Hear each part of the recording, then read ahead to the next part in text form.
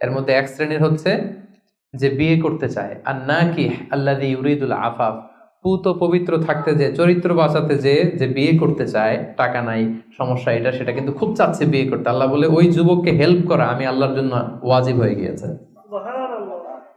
অনেকে বিয়ে করে না এই জন্য যে আগে ধনী হয়ে নেই, টাকা পয়সা কিছু হোক এরপরে বিয়ে করবো, কিন্তু ইসলামের সিস্টেম হচ্ছে আগে বিয়ে করো, এরপরে আমি আল্লাহ তোমার ধনী বানাই দেবো। ধনী বানায় দেয় কে?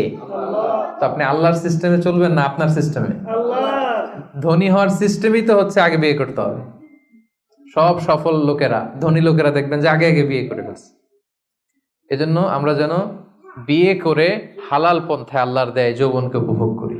হারামের সাথে যেন আমরা কখনো কোনোভাবে আপোষ না করি, সম্পর্ক না করি।